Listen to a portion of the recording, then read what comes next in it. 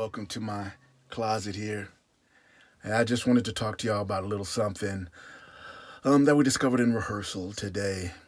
So we were rehearsing the scene in which Othello comes out and the implanted lies that Iago has been telling him has finally set in into Othello's mind and is just eating him alive.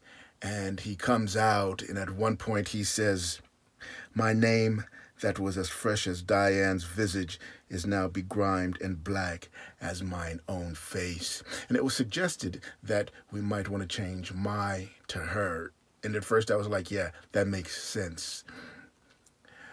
But then, as I was thinking about the time period we're in, which is just post-Civil War, or which is right around the Civil War, the idea of my takes on a whole new connotation, in that Othello is a black man living, functioning, flourishing in a white man's world in which blacks have no rights whatsoever.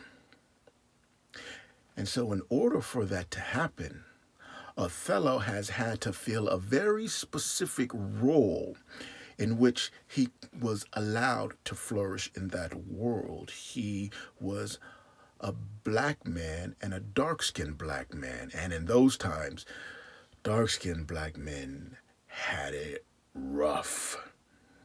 And for a black man to rise up is ridiculously unheard of. But Othello does, because he fits a mold.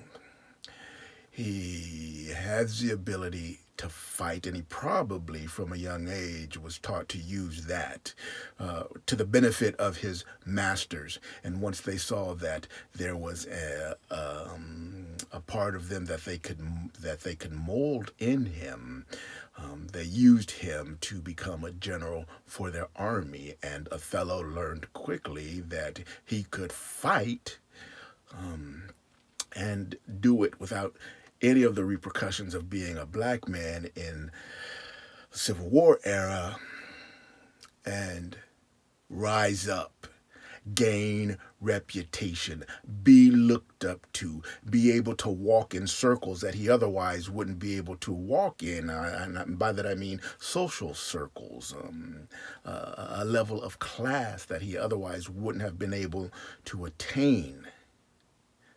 So when Othello says, "My name that was as fresh as Dian's visage is now begrimed and black as mine own face," this is a reflection of him recognizing that what he has worked so hard for and earned is now down the toilet. Right? We learned earlier, a few pages before this, that he calls his wife a whore. And so now it's the discovery that not only has he lost his wife, he's been cuckolded, and now the intangible, his reputation. Now, on top of that, there is this idea. It's not an idea.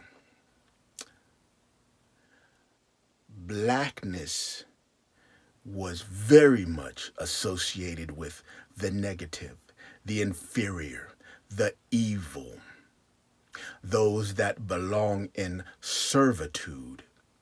That idea, that notion, that propaganda has been pushed upon black people for generations.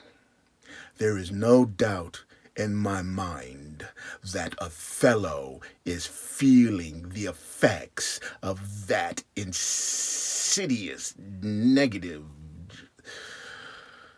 implantation of black being wrong, black being death, black being lascivious, black being everything the opposite, black being the opposite of white, which was good, which was purity. All of that has been implanted in his mind from a young age of being in slavery.